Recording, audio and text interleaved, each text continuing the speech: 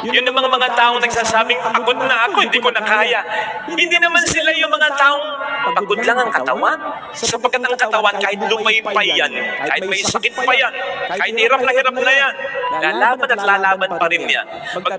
Magtatrabaho pa rin yan.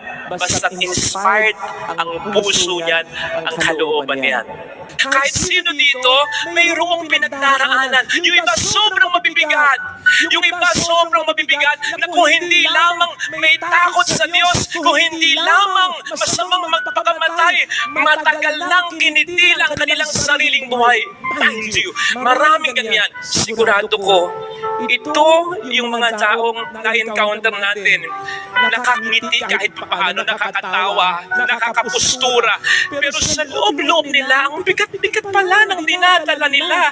Imagine encountering such kind of people, tapos susungitan mo.